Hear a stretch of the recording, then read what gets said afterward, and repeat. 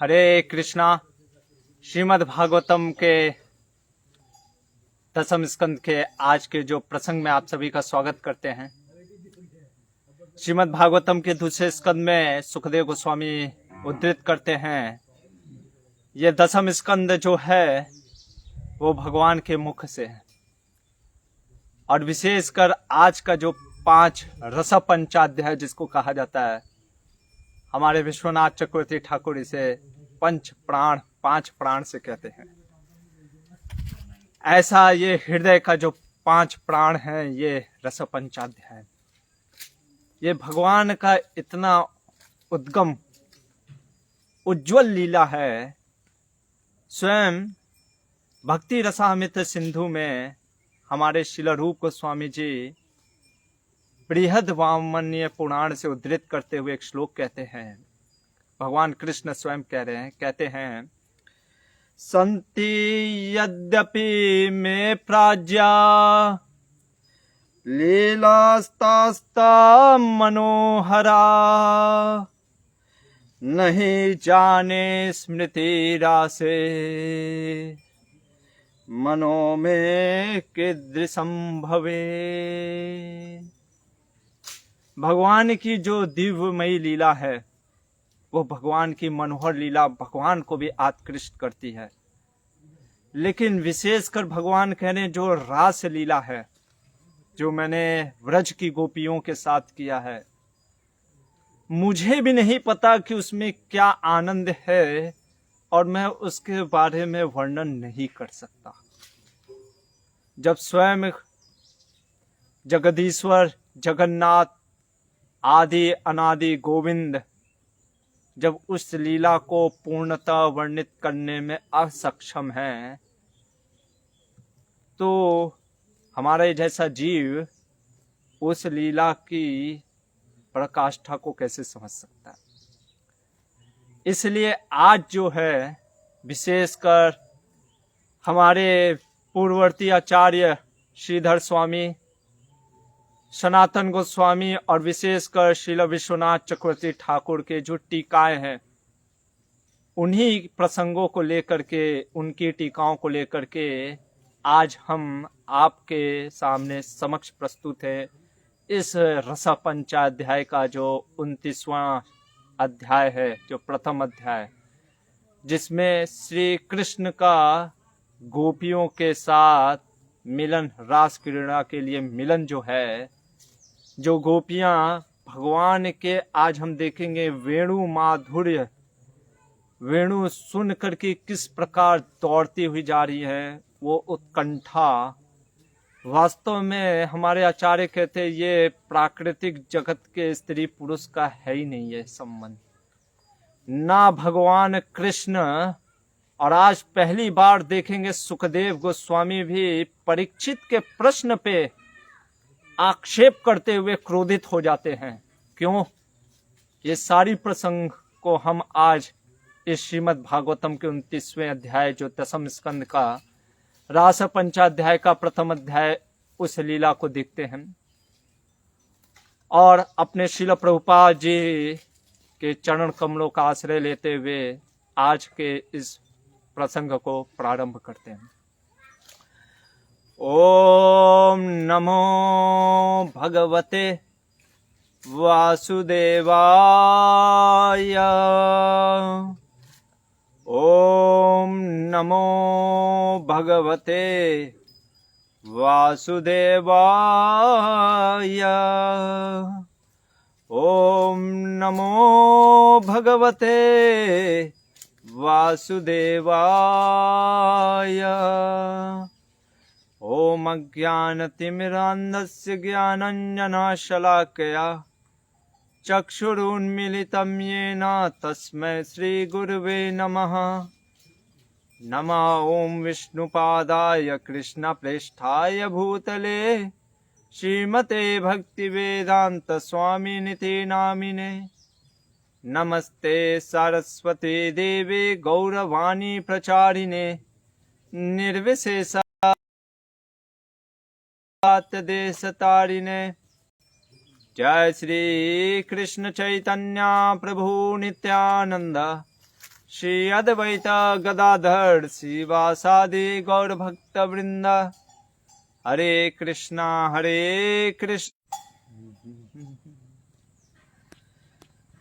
ठीक है। हरे कृष्णा।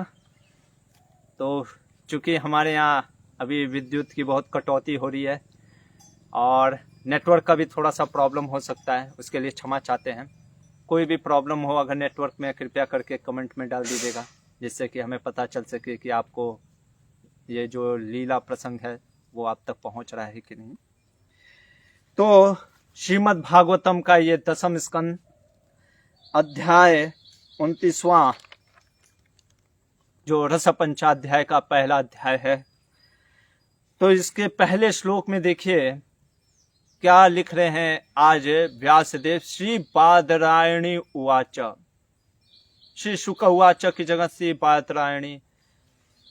कहने का अर्थ क्या है? सबसे पहले हमारे आचार्य कहते हैं कि बदरी का आश्रम, बद्रीनाथ जो कि उत्तर में है स्थित, बेर को अंग्रेज जो संस्कृत में बदर कहते हैं, ये जो बेर के फल होते हैं ये वास्तव में जंगलों में पाए जाते थे। आज तो भले कहीं भी मिल जाते हैं, वो बात अलग है, लेकिन ये बदर के पेड़ बहुत जंगल में, घनघोर जंगल में पाए जाते हैं। तो ऐसे घनघोर जंगल के जो बदर के पेड़ के आश्रय लिए हैं, वो बादरायण, आयन मतलब आश्रय लेना, उस जंगल में वो व्यासदेव। और उन्होंने ये श्रीमद् भागवतम अपने आत्मा राम सुखदेव गोस्वामी, आप हमें लग रहा है कि वो काम क्रीड़ा की बात करेंगे। वो भी देव ऋषि नारद मुनि बैठे हैं, राज ऋषि, विप्र ऋषि, कहां से देवी देवताओं गंगा के तट के किनारे बैठेंगे। वो भी एक मरते हुए, जो व्यक्ति मरने वाला है, परीक्षित महाराज के समक्ष ये सिर्फ काम क्रीड़ा की बात करेंगे। अगर ये काम क्रीड़ा होती तो वहां पे जितने बैठे ऋषि मुनि हैं वो उठ करके चल दिए होते हैं। तो इसलिए ये हमें समझना चाहिए, ये काम क्रीड़ा नहीं है, ये श्याम क्रीड़ा है, ये श्याम की लीला है। इसीलिए हम देखेंगे बार बार पहला ही शब्द स्टार्ट करते भगवान अपी, यानी जिनकी हम लीला करने बताने जा रहे हैं, स्वयं सुखदेव गोस्वामी कह रहे हैं कि वो भगवान है। कोई साधारण पुरुष की लीला या स्त्री की लीला नहीं, भगवान की लीला चल रही है। और कह रहे हैं भगवान अपी। अपी कहने का अर्थ है कि जो भगवान आत्मा राम है, उनको कुछ चाहिए नहीं। ऐसा नहीं भगवान को कुछ चाहिए। गीता में भी भगवान कहते हैं, अर्जुन, इस त्रिलोक में ऐसा कुछ नहीं है जो मैं प्राप्त नहीं कर सकता। लेकिन फिर भी भगवान इच्छा प्रकट किए हैं। क्या इच्छा प्रकट करते हैं? तो सबसे पहले देश का वर्णन कर रहे हैं कि वो स्थान क्या है, वृंदावन। काल क्या है, शरद ऋतु। शरद ऋतु जैसे कि आपको पता ही होगा, वैदिक संस्कृति के अनुसार 6 ऋतुएं होती है, उसमें से एक शरद ऋतु है। तो शरद ऋतु के काल में भगवान की इच्छा हुई। क्या इच्छा हुई? कि वो अपनी अंतरंग शक्तियां, जो उनकी आह्लादनी शक्तियां हैं, वो गोपियों के मधुर जो उनके वचन हैं, श्रवण इत्यादि अनेक इंद्रियों से उनका सेवन करना चाहते थे, और अपना भी जो वचन है उनको श्रवण कराना चाहते थे। इसलिए इनकी इच्छा हुई। और देखिए योग माया, इसलिए पहले ही श्लोक में सुखदेव गोस्वामी करे यहाँ पे योग माया का भी सौभाग्य है कि उन्होंने ऐसा सदृश्य, ऐसा वातावरण वहां पे अंकित किया। दूसरे श्लोक में सुखदेव गोस्वामी कह रहे हैं कि चंद्रमा जो है उसकी उदय के बारे में कह रहे हैं कि सिर्फ भगवान ने चंद्रमा दृष्टवा, चंद्रमा को देख करके ही उनके अंदर इच्छा नहीं हुई। ककुभू कहने का अर्थ है उन गोपियों से कारण भी इच्छा हुई उनके साथ रमण करने की।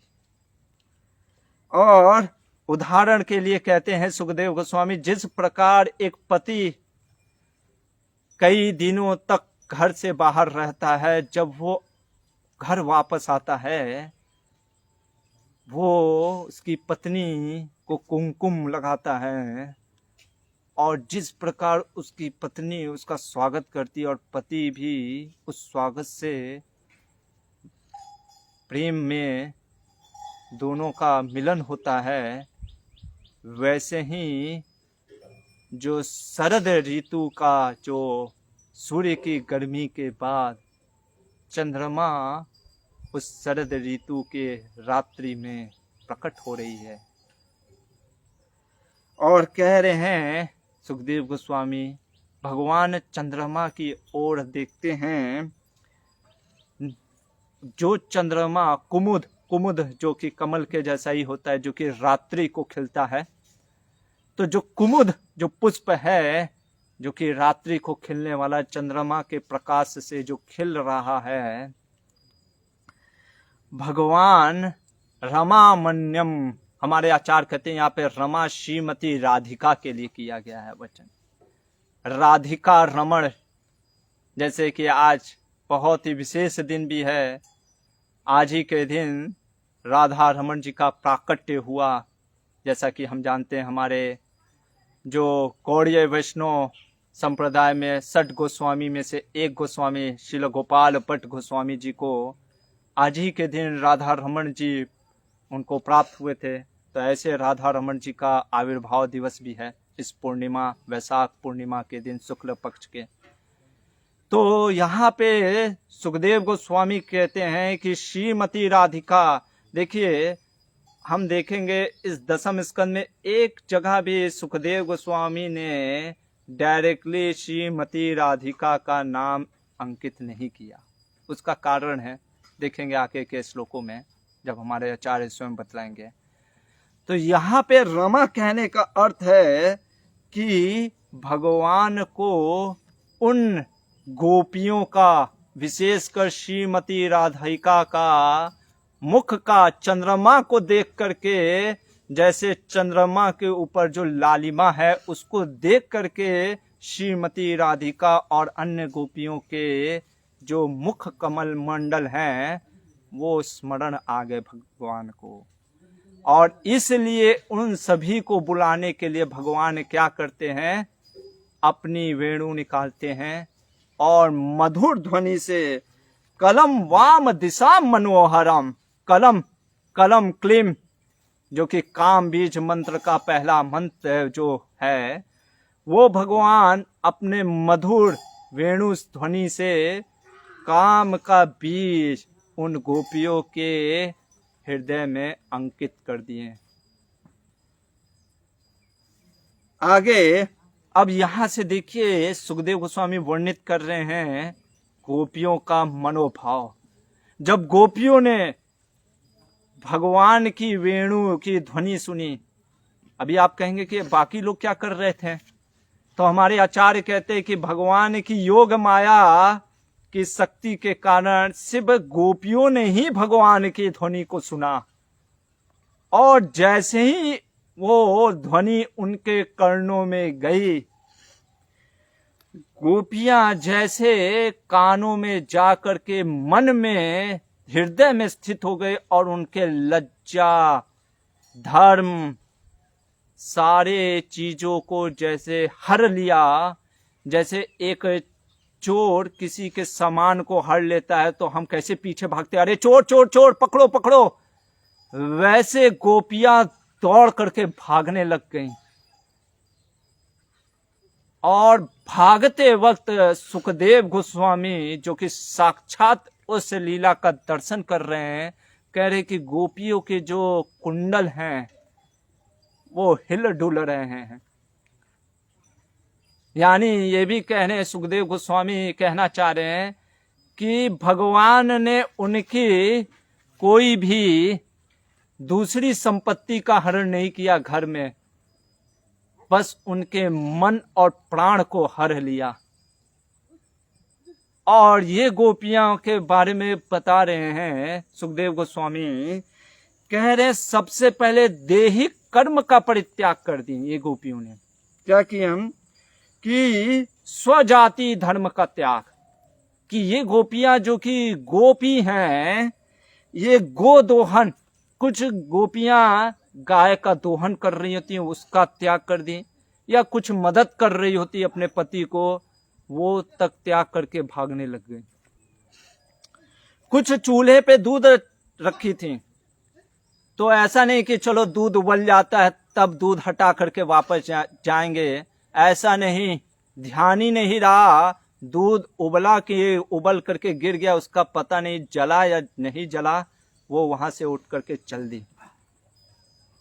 कहती हैं हमारे एक आचार्य विश्वनाथ चक्रवर्ती ठाकुर कहते हैं कि कुछ गोपियों ने वो कुछ पका रही होती हैं, और जो व्यंजन पका रही होती हैं अभी बस उतारना ही था, वो पक ही गया था, कि बस चलो, जैसे होता है ना कि हमको कोई बुला रहा होता है कि चलो अच्छा पक गया, तब पक गया तो उतार करके जाते हैं। नहीं, इतना सा भी वेट नहीं कि चलो अभी पक गया है उतार देते हैं, नहीं तो जल जाएगा। नहीं, निकल गई। आगे कहते हैं सुखदेव गोस्वामी, अब लोक धर्म का परित्याग, ये तो स्वधर्म का परित्याग, अब लोक धर्म का परित्याग। देखिए हमारे आचार्य कहते हैं कि जो शास्त्र होते हैं, नीति शास्त्र, अर्थशास्त्र से ऊपर नीति शास्त्र, नीति शास्त्र से ऊपर धर्म शास्त्र, और यहाँ पे तो आत्मशास्त्र के भी ऊपर चीज, ये तो भगवान की दिव्य लीलाएं चल रही हैं। इसलिए यहाँ पे सारे धर्मों को त्याग करके, लोक धर्म स्वधर्म को त्याग करके, ये गोपी जन जो भगवान की अंतरंगा शक्तियां हैं, इसलिए भगवान के लिए दौड़ रही हैं। कह रहे हैं यहाँ पे सुखदेव गोस्वामी कि कुछ बंधुओं को, अपने कुछ रिलेटिव्स को भोजन करा रही होती है, परोस रही होती है, वो तक छोड़ के चल देती हैं। तो कोई कह सकता है अच्छा चलो वो रिलेटिव जाए, शायद बहुत करीबी ना हो, इसीलिए कह रहे हैं अगला उसी श्लोक में, पाययंतया, नहीं नहीं नहीं, बहुत क्लोज रिलेटिव को भी, यहां तक कि अपने पिता पति को भी जो भोजन परोस रही होती हैं कुछ गोपियां, वो भी छोड़ करके चल देती हैं। यानी मान लीजिए पति कहते हैं अरे अरे रोटी तो दो, रोटी तक नहीं छोड़ा वहीं पे और वो चल दी। कह रहे हैं कि शिशुवत्व। अब देखिए यहाँ पे हमारे सनातन गोस्वामी के अनुसार ये गोपियों की कोई संतानें नहीं थी वास्तव में, क्योंकि ये फिर रसाभास हो जाएगा। वास्तव में यहाँ पे शिशुवत कहने का अर्थ है कि उन गोपियों ने जो उनकी बहन के बेटे या बेटियां या उनके ननद के बेटे बेटियां को गाय का दूध पान करा रही होती हैं, ऐसे गोपियां बच्चे को भी छोड़ करके चल दी। असन्नत्य, इतना ही नहीं, अरे स्वयं भोजन कर रही होती हैं, वो जो भोजन मुख में डाला है वो रोटी का टुकड़ा जितना मुंह में है उतना ही मुंह में रखते हुए निकल पड़ी। आगे कह रहे हैं, अब देखिए सुखदेव गोस्वामी कह रहे हैं 7वें श्लोक में कि ये धर्म का क्या, उनको तो देह का भी ध्यान नहीं रहा। कुछ गोपियां आंखों में काजल लगा रही होती हैं, तो कुछ गोपियां वस्त्र श्रृंगार कर रही होती हैं। क्यों श्रृंगार करती थी? क्योंकि वो कृष्ण के लिए हमेशा। तो कुछ गोपियां श्रृंगार कर रही होती हैं। तो कई गोपियों ने जैसे ही सुना भगवान की मधुर ये ध्वनि वेणु की, तो जो ऊपर का वस्त्र होता है वो नीचे डाल लिया और जो नीचे का वस्त्र है वो ऊपर डाल के चल दी। आंखों में जो काजल लगाना था वो मुख में लगा दी, होठों में लगा दी, और होठों का जो चीज था वो आंखों में लगा के चल दी। इस प्रकार से ये उत्कंठा जो भगवान से मिलने की जो चाहत है, यहाँ पे सुखदेव गोस्वामी वर्णन कर रहे हैं और कह रहे हैं कि कोई रिश्ते का सुध बुध नहीं था उन्हें। उनके पिता पति सभी रुक कह रहे, अरे रुको, कहां जा रही हो इतनी रात को? लेकिन गोविंदा परिहत, अरे जिस गोविंद ने, गोविंद नाम ही इसलिए दिया जिन्होंने गो इंद्रियों, ब्रज की देवियों की इंद्रियों को हरण कर लिया भगवान गोविंद ने, अब वो कहाँ किसी का सुनेंगी। इसलिए कह रहे मोहिता, मूर्छित सी, एकदम पुतली सी हो गई थी, कोई बाह्य उनकी चेतना ही नहीं रह गई थी कि ये मेरा पिता है, ये मेरे पति हैं, ये मेरे ससुर हैं, ये मेरी माँ है, कुछ नहीं। चल पड़ी, दौड़ पड़ी। और 9वें श्लोक में कहते हैं सुखदेव गोस्वामी कि कुछ गोपियां पर रुक गई, उनको उनके पति ने रोक दिया।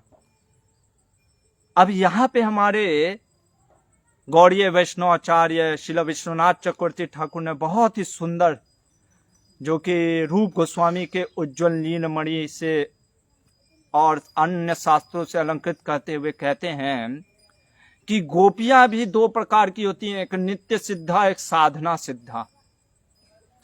साधना सिद्ध में भी दो प्रकार की होती है, विशिष्ट और एक अविशिष्ट। विशिष्ट में एक आती हैं श्रुतिचारी गोपियां, एक आती हैं ऋषिचारी गोपियां, देवकन्या। तो श्रुतिचारी गोपियां जो हैं, हमारे आचार्य कहते हैं, जो कि वेद के श्रुति, जो कि स्वयं भगवान से इस प्रेम माधुर्य रस का आस्वादन करना चाहते थे वो। और जब राम भगवान प्रभु राम जब वन में, जब उनको देख करके ऋषिगण आकर्षित हो जाते, तो वो ऋषिगण वो गोपियों के घर में जन्म लेकर के गोप कन्याएं बनती हैं। ये हो गए आपके मुनिचारी या ऋषिचारी। तो ये जो साधना, जो सिद्ध में जो कुछ गोपियां हैं, हमारे आचार्य कहते हैं कि वो पूर्णतः अभी शुद्ध नहीं हुई थी भगवान के उस रास लीला में प्रवेश करने के लिए, तो इसलिए वो रुक गई। और चूंकि भगवान से मिलन, विरह के कारण भगवान से रह न सकी, इसलिए आलिंगन, देखिए शब्द 10वें अध्याय श्लोक का, दुस्सह, वास्तव में हमारे आचार्य कहते हैं सुखदेव गोस्वामी, क्योंकि वहां पे जो बैठे हैं ऋषि मुनिगण इत्यादि, वो समझ नहीं सकते, इसलिए एक बाह्य तरीके से उस चीज की विवेचना करके बता रहे हैं कि गोपियों ने भगवान के विरह में अपने पाप को धो डाला और हृदय में जब आलिंगन किया तो पुण्य को धो डाला, और इस प्रकार से वो भगवान को, मोक्ष को प्राप्त कर गए। हमारे आचार्य कहते हैं, सारे वैष्णव आचार्य, अरे भगवान के मिलन से और भगवान के विरह से पाप और पुण्य का कोई लेना देना नहीं होता है। अरे वो अनर्थ निवृत्ति में ही सब समाप्त हो जाता है। भगवान के मिलन से कोई ये नहीं कह सकता है कि मैं पुण्य कमा लिया इसलिए मुझे भगवान का मिलन हो जाएगा। नहीं, हम लाखों करोड़ों कितनों पुण्य कमा लें, भगवान के मिलन के अधिकारी नहीं हो सकते हैं। यहाँ पे कहने का अर्थ ये है कि इन गोपियों का जो भी कलमश था, जो कि साधना जो कारण में कमी था, जो भी था, हमारे आचार्य कहते हैं भगवान से प्रेम के कारण वो कब का धुल गए थे। अरे उन गोपियों का, नित्य सिद्ध गोपियां राधिका, ललिता, इन सखियों के साथ संग करने से अरे उनके सारे पाप पुण्य कब का समाप्त हो चुके थे। वास्तव में भगवान ने इनके जो दिव्य जो शरीर था वो उसको लेकर खींच लिए थे, और जो छाया योग माया के द्वारा जो छाया शरीर था वो पिता और पति के साथ चले गए। यहाँ पे परीक्षित महाराज ने देखा, हमारे सनातन गोस्वामी कहते, सुखदेव गोस्वामी समझ रहे थे कि ये परीक्षित का प्रश्न नहीं है, लेकिन परीक्षित के माध्यम से भी सुखदेव गोस्वामी उन सभी व्यक्तियों को डांट फटकार रहे थे जो कि भगवान की लीलाओं में दोषारोपण करने का सोच रहे होते हैं। भगवान कहते हैं, सुखदेव गोस्वामी कहते हैं परीक्षित को, अरे परीक्षित, तुमको पहले बताया था ना, क्या बताया था तुमको 7वें स्कंद में, तो खाएगा तो उसका इफेक्ट तो करेगा ही ना, कोई साधारण तो मनुष्य है नहीं भगवान। इसलिए यहाँ पे परीक्षित को डांटते हुए उन लोगों को कह रहे हैं, ऋषि के समय, अरे भगवान सारे इंद्रियों के स्वामी हैं। और क्या कह रहे हैं, निर्नाम श्रेयसार्थाया, अरे राजन, भगवान रोशनी या नहीं, बल्कि सूर्य में इतनी ताकत होती है कि वो मल मूत्र को भी, उस स्थान को भी पवित्र कर देता है। ये तो परम ब्रह्म है। और क्या कह रहे हैं सुखदेव गोस्वामी, कह रहे हैं न चैवम विस्मयाकन है, इसलिए इन पे दोषारोपण मत करो और चुपचाप जो लीला बता रहा हूं उसको सुनो। बीच में ये टांग मत अड़ाओ कि अरे ये कैसे हो गया, वो कैसे हो गया, बताया था ना पहले, उस समय क्या सो गए थे क्या? तो इस प्रकार से सुखदेव गोस्वामी कहते हैं कि वो साक्षात नारायण योगेश्वर हैं, कामेश्वर, कामी व्यक्ति नहीं है। और कह रहे हैं कि ताम दृष्टांत की कामयाता भगवान ब्रजो योषिता, अरे भगवान हैं, वक्ताओं में सिर्फ भगवान ने उनके मन को आकर्षित किया था, कोई किसी साधारण पुरुष ने इन गोपियों के मन को आकर्षित नहीं किया था। और इसलिए जब वहां पे गोपी जन भगवान के उस मणु वेणु मधुर स्वर को सुन करके जैसे भागी, जैसे चोर हरण कर लेता है, आपका कुछ चोरी कर लेता है, उस प्रकार से जब ब्रज गोपियां भागी और वहां पे कहती है देखो देखो वो चोर है, वो चोर वहां पे खड़ा है, और सारे गोपियां जब वहां पे पहुंचती हैं जहां पे भगवान अपने चितवन हंसी से और वेणु बजा रहे होते हैं, तो भगवान ने देखा गोपियों को और सबसे पहले कहते स्वागतम वो महाभागा, आप सभी का स्वागत है, स्वागत है, आइए आइए। आप लोग इतना दौड़ के क्यों आ रही हैं? सब कुशल मंगल तो है ना ब्रज में? इतना हांफते हुए दौड़ते हुए आ रही हैं, कुछ दिक्कत हो गया क्या ब्रज में? भगवान इस तरीके से पूछ रहे हैं और कह रहे हैं कि कारण बताइए आपका आने का यहाँ पे। तो मान लीजिए गोपियां सोचती हैं कि ये हमसे कारण पूछ रहे हैं, अरे सारा मन प्राण तो हर लिए हैं, 24 घंटा दिमाग में रहते हैं और पूछ रहे हैं कि अब कारण बताइए आप क्यों आए। खुद तो बांसुरी बजा करके बुलाए हैं और अब पूछ रहे हैं कि कारण बताइए। तो भगवान, तो इस गोपियां इधर उधर देख रही होती हैं तो भगवान को लगता है ओ हो अच्छा, अब यहाँ पे हमारे विश्वनाथ चक्रवर्ती ठाकुर ने इसी एक एक श्लोक के दो अर्थ बताए। एक अर्थ में जिसमें कि भगवान उनको ब्रज में लौटने को कह रहे हैं, और एक अर्थ में वो कह रहे हैं कि तुम लोग यहीं पे रुक जाओ। तो पहले हम सारे श्लोकों के अर्थ को उस तरीके से लेंगे जिसमें भगवान कह रहे कि तुम ब्रज में जाओ। तो भगवान कहते हैं, जब गोपियों को देखते हैं तो कहते हैं ओ, यानी तुम लोग यहाँ पे देख रही हो पेड़ पौधे, ये देखने आई थी क्या? ये पूरा कैसा, ओ कितना अच्छा फूल खिले हैं, फल खिले हैं, पुष्प इत्यादि, इन सब का मनोहर रूप का दर्शन करने आई थी क्या? तो इस प्रकार से भगवान कहते कि रुको नहीं, बहुत घंघोर जंगल है, यहां पे रुकना तुम्हारे लिए उचित नहीं है, आप सभी वापस चली जाओ। क्यों? क्योंकि एक तो जगह सही नहीं है और एक तो समय भी सही नहीं है। रात्रि का समय बाघ सिंह इधर उधर घूम रहे होंगे, खा जाएंगे तुम लोग को, अभी देख लिया ना, चलो। और कहते हैं भगवान कि वापस लौट जाओ ब्रज में। मान लीजिए ब्रज की गोपियां कहे अच्छा ठीक है चली जाएंगे, 2-4 मिनट कुछ क्षण के लिए आराम कर लेने दो, इतना दौड़ के आई हैं। भगवान कहते नहीं नहीं नहीं नहीं नहीं, प्रतियात ब्रजम नेहा, तुरंत तुरंत निकलो, तुरंत यहां से चलो। इसके बाद भगवान कहते हैं अरे मातरा पितरा पुत्रा भ्रातरा, क्या तुम्हारे माताएं पिता पुत्र तुमको रोके नहीं? और अगर तुमको वो घर पे नहीं देखेंगे, मान लो तुम छिप छिपा करके भाग आई हो, तो निश्चित वो बेचैन हो जाएंगे और बेचैन होने के कारण वो इधर आएंगे, तुमको ढूंढेंगे। ये अच्छी बात नहीं है, चलो चलो सभी लोग वापस जाओ घर की तरफ।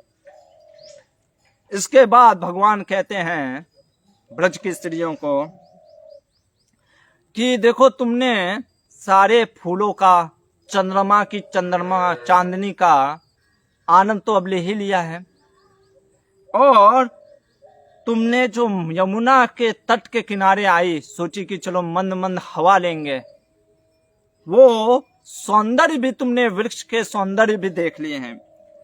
अतः अब देर मत करो, एक क्षण के लिए मत रुको, चलो वापस जाओ। मैं जानता हूं, मान लीजिए गोपियां कहें कि अरे रुकने में क्या दिक्कत है, तो भगवान कहते हैं अरे मैं ब्रह्मचारी हूं, मैं मानता हूं मैं ब्रह्मचारी हूं और तुम सब सती साध्वी हो, लेकिन फिर भी ऐसे जंगल में रात्रि के समय मन पे विश्वास नहीं करना चाहिए। एक पुरुष और एक स्त्री, मैं भले ही ब्रह्मचारी हो और तुम सती साध्वी हो, लेकिन फिर भी मन डगमगा सकता है। और इसलिए भगवान विवाहित गोपियों को कहती हैं तुम्हारा जो कर्तव्य है अपने पति की सेवा करना, आप जाइए। मान लीजिए कोई अविवाहित गोपियां कहे हमारे तो कोई पति नहीं है, भगवान कहते नहीं, तुम जाओ बछड़ों को भी सेवा करो, गायों की सेवा करो। इसलिए तुम सभी अब ब्रज में वापस जाओ। और क्या कहते हैं भगवान? कहते हैं कि स्त्री का, देखिए यहाँ पे 24वें श्लोक में कह रहे हैं स्त्रीणाम परो धर्मो ही मायया, स्त्री का परम धर्म होता है अपने पति की सेवा करना। इसलिए तुम्हें अपने पति की सेवा करने के लिए जाना चाहिए। गोपीजन कह सकती हैं कि नहीं हमारे पति भ्रष्ट हो गए, कोई सुंदर नहीं है तुम्हारे जैसा, तो इसलिए भगवान कहते हैं 25वें श्लोक में दुस्सिलो दुर्भगो वृद्धो जड़ो रोग धनो पिवा, अरे पति चाहे वृद्ध हो जाए या कोई रोगी हो जाए या सुंदर ना हो, फिर भी स्त्री को अपने पति को छोड़ना नहीं चाहिए, अगर वो पति आध्यात्मिकता से गिर नहीं जाता है। इसलिए तुम सभी वापस जाओ। हमारे विश्वनाथ चक्रवर्ती ठाकुर तो पतितम भजेता, नीति शास्त्र के अनुसार पति का त्याग स्त्री को कभी नहीं करना चाहिए। इसलिए भगवान ये जो लोक धर्म है वो वर्णन करते हुए स्त्रियों को, गोपियों, ब्रज की गोपियों को कहते जाओ वापस जाओ ब्रज। अच्छे कुल में जन्मी हुई स्त्री को इस प्रकार से रात को शोभा नहीं देता एक पर पुरुष के साथ रहना। और मान लीजिए गोपियां कहें, ये बहुत सुंदर श्लोक फिर भगवान कह रहे हैं कि हम आपका संग करना चाहते हैं। भगवान कहते हैं श्रवणात् दर्शनात् ध्यानात् अन्मये भाव अनुकीर्तनात् न तथा सन्निकर्षेण प्रतियात् ततो गृहान। अरे मेरा संग करने से जितना आपका प्रेम नहीं बढ़ेगा, उतना आपका भागवत को, मेरे लीलाओं का श्रवण कीर्तन करने से वो प्रेम बढ़ता है। इसलिए हमारे महाप्रभु ने हरे नामे हरे नामे व केवलम कलो नास्तेव नास्तेव नास्तेव कतिरन्यथा। हरे कृष्णा कृष्ण कृष्ण हरे हरे, हरे राम राम राम हरे हरे। हरि नाम का कीर्तन और भागवत का कीर्तन श्रवण करना ये कलयुग का परम धर्म है। अब इसी श्लोकों को हम पक्ष रूप में मान लीजिए, हमारे विश्वनाथ चक्रवर्ती ठाकुर कहते हैं कि जब ब्रज की गोपियां इस प्रकार से भगवान ने जब उनको बोला, जब वो आए तो भगवान कहते देखो ये इतना सुंदर उद्गम जगह है, यहाँ पे तो चंद्रमा की चांदनी के कारण, क्योंकि इतनी चांदनी है, इतनी रोशनी है, तो पशु, हिंसक पशु नहीं आएंगे, और इसलिए तुम सभी इस चांदनी की रात को छोड़ करके मत जाओ। मान लो गोपिया कहें अरे पति आ जाए, तो भगवान कहते अरे हिंसक पशुओं के डर के भय के कारण तुम्हारे घर के कोई भी लोग नहीं आएंगे। भगवान कहते हैं वास्तव में मैं ही तुम्हारा पति हूं, सबका पति, सताम पति। हर भगवान जो हैं सभी जीव के पति हैं। इसलिए कहते तुम लोग ने जो किया बहुत अच्छा किया, जो मेरे पास आ गई। अब हम इस शरद ऋतु के जो इस रात्रि में जो पूर्णिमा की चांदनी है, इसमें आओ हम नृत्य और रास करें।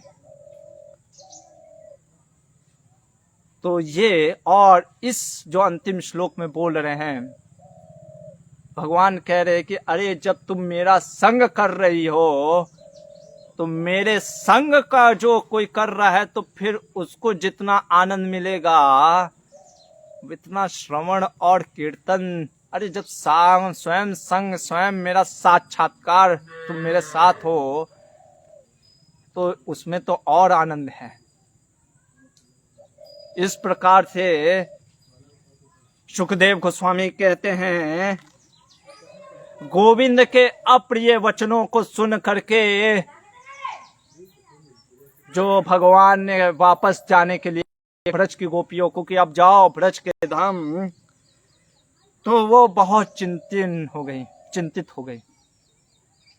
तो जैसे शोक में स्त्रियां क्या करती हैं, अपने पैर से कुदेरती हैं, जमीन को देखती हैं और कुछ तो बनाती रहती है, वैसे गोपियों के है ब्रज को देख रही होती हैं और उस पे कुछ इंकित कर रही होती हैं। और गोपियों, यद्यपि भगवान कृष्ण उनसे बहुत प्रेम करते थे, और हम आपके चरण कमलों में भक्ति करना चाहती हैं,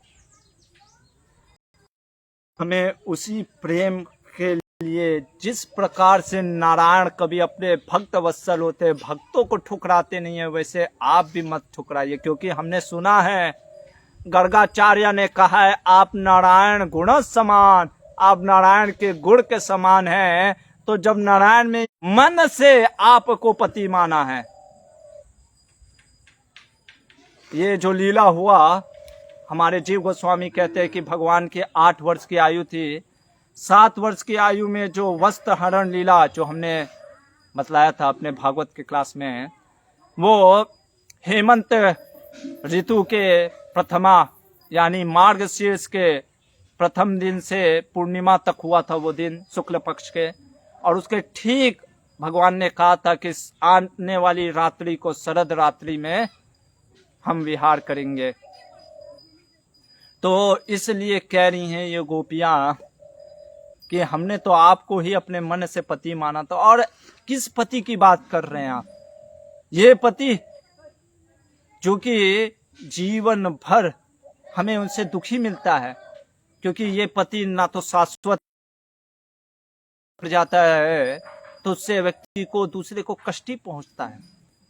तो इसलिए कह रही कि हम आपको अपना पति माने, और आपने सही बोला है कि पति का कर सेवा ही पत्नी का कर्तव्य, इसलिए हमें आपकी ही सेवा करने दीजिए।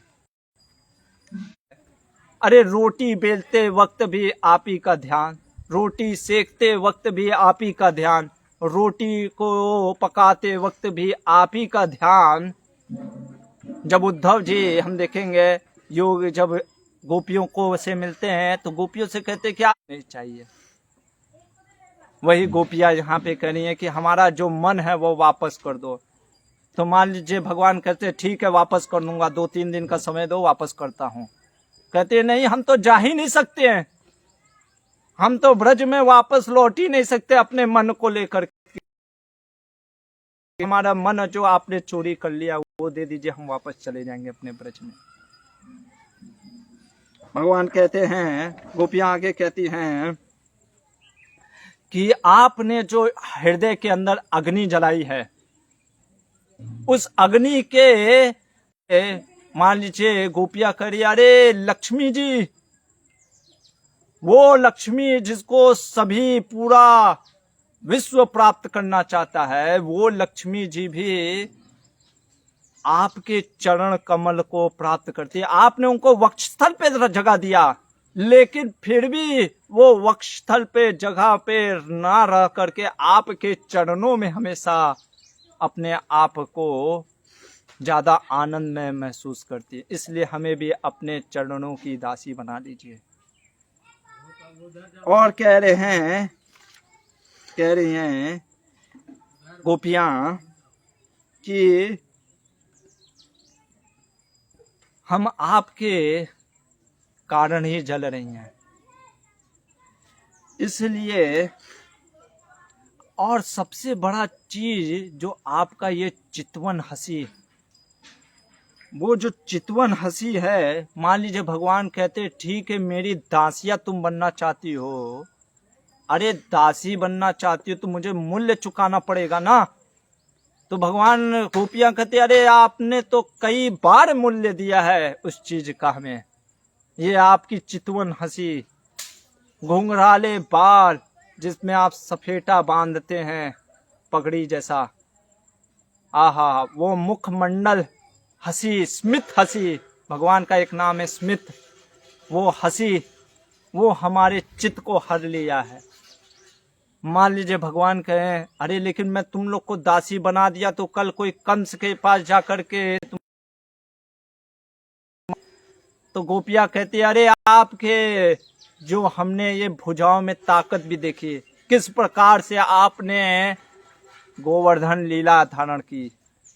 यहाँ पे हमें एक समझने का चीज है, जैसे कुछ लोग कहते हैं ना कि भगवान ने चलिए एक हाथ से 7 दिन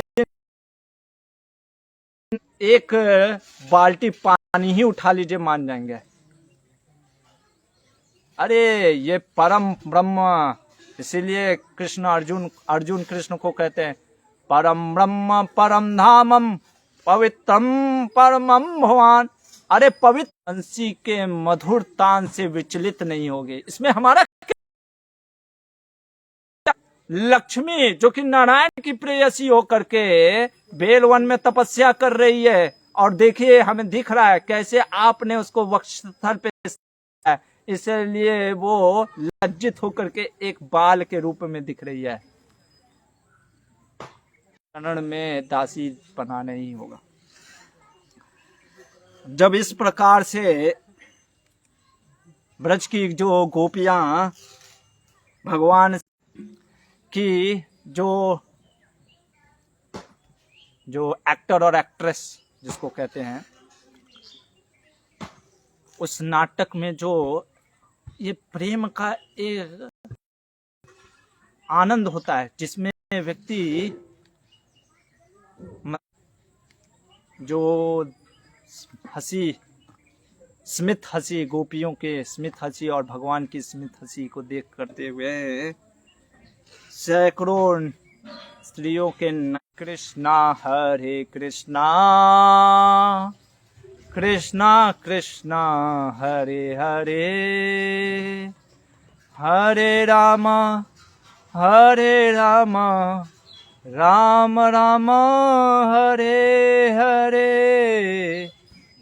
जब हम हरे कृष्ण का कीर्तन करते हैं और जब हम वास्तव में नृत्य करते हैं इस हरे कृष्ण महामंत्र में, ये एक प्रकार से जैसे भगवान की जो राधिका, जो कि ठाकुरानी, जो कि आह्लादनी शक्ति हैं, वो जीव को भेजती है अपनी सखियों को भेज करके कि बुलाओ सबको इस रास नृत्य में आनंद लेने के लिए। वैसे ही जब हम हरि नाम लेते हैं ना, वास्तव में जब हरि नाम में नृत्य करते हैं, हम वास्तव में रास में प्रवेश कर रहे होते, रास लीला में। तो ये महाप्रभु की बड़ी कृपा है। इसीलिए अनर्पित चरित चिरात करुणयावतीर्ण कलो, अरे कलयुग में वो चीज भगवान महाप्रभु देने आए जो किसी ने नहीं दिया, किसी अन्य अवतारों ने नहीं दिया। तो यहाँ पे ब्रज की गोपियों के साथ भगवान नृत्य करना आरंभ करते हैं और नृत्य में गाने बजाने, और फिर भगवान यमुना के किनारे भी जाते हैं। यमुना के किनारे क्यों गए? क्योंकि वहाँ पे जल क्रीड़ा करने के लिए, जैसे जल में स्त्री पुरुष जैसे खेल खेलते वैसे वो खेल खेलने के लिए गए वहाँ पे भगवान, और अनेक प्रकार से क्रीड़ा करते हैं भगवान। कभी गोपियों को चुम्बन करते हैं, उनके स्तन पे हाथ डालते हैं भगवान, और अलग अलग प्रकार से लीलाएं का वर्णन यहाँ पे सुखदेव गोस्वामी कर रहे हैं, और आनंद विनोद आदान प्रदान कर रहे हैं, हंसी मजाक कर रहे हैं भगवान उन ब्रज की गोपियों के साथ। और भगवान जब नृत्य कर रहे होते हैं, सभी के साथ आदान प्रदान कर रहे होते हैं। हमारे आचार्य कहते हैं, श्रील सनातन गोस्वामी विश्वनाथ चक्रवर्ती ठाकुर, वास्तव में भगवान जो कहते हैं ना कि कई रूप बन गए हैं, हमारे आचार्य कहते हैं ऐसा नहीं हुआ। अगर ऐसा होता तो ये वैकुंठ भाव आ जाता। वास्तव में इतने एक्सपर्ट हैं हमारे कृष्ण, हर गोपी के साथ नृत्य कर रहे होते, इतना तेजी से घूम रहे होते हैं, हर गोपी को लग रहा होता है कि भगवान मेरे ही साथ नृत्य कर रहे हैं, मेरे ही साथ वो आलिंगन कर रहे हैं, मेरे ही साथ शिव चुम्बन कर रहे हैं। लेकिन ब्रज में सारी गोपियों की अधिष्ठाता देवी, अगर हम कहें, या सारी गोपी जनों में सर्वोत्तम है श्रीमती राधा ठाकुरानी। हे राधे ब्रज देवी के चललिते, जो राधा रानी जो कि भगवान से इतना प्रेम करती हैं। ये देखिए, ये जो दिव्य लीलाएं हैं भगवान की, ये हमारे आचार्य कहते हैं कि वास्तव में ब्रज की गोपियों के अंदर कभी गर्व की भावना हो ही नहीं सकती, नहीं। और विशेषकर हम कल के प्रसंग में देखेंगे, जब भगवान श्रीमती राधिका के साथ जो करेंगे, कई लोग कहते हैं कि उनके अंदर गर्व, नहीं नहीं नहीं नहीं, ये ब्रज की गोपियों में गर्व हो ही नहीं सकता। ये सिर्फ हमको सिर्फ बतलाने के लिए सुखदेव गोस्वामी कह रहे हैं कि एक साधक को कभी भी अपनी साधना पे गर्व नहीं करना चाहिए, पर ये ब्रज की गोपियों के लिए नहीं है। ये जो प्रेम में मान होता है, नायिका जो प्रेम में मान करती है, भरतहरि कहते हैं अपने नाट्य शास्त्र में कि नायिका जब प्रेम में मान करती है, उससे जब प्रेमी उसको मनाता है तो वो और भी प्रेम में आनंद बढ़ता है। और मिलन के बाद जो संभोग के बाद जो विप्रलंब विलग, लव इन सेपरेशन जो होता है, और फिर जब मिलन होता है उसमें और आनंद आ जाता है। सिंपल सा चीज अगर मैं आपको समझाऊं, मान लीजिए आपके सामने गुलाब जामुन रखा हो, और जैसे ही आपने खा रहे हो, अचानक से ऊपर से चिड़िया ने उसमें हक दिया या वो गिर गया, तो आपको कैसा लगता है? अरे ये गुलाब जामुन अंदर चला गया होता तो कितना आनंद आता। और फिर अचानक से कोई प्रभु जी ला करके कहते ये गुलाब जामुन बचा था प्रभु, ये लो, तो कैसा आनंद बढ़ जाता है। अरे हा हा हा हा। तो उसी प्रकार से ये जो प्रेम की प्रकाष्ठा को दिखलाने के लिए भगवान, कई कारण हैं।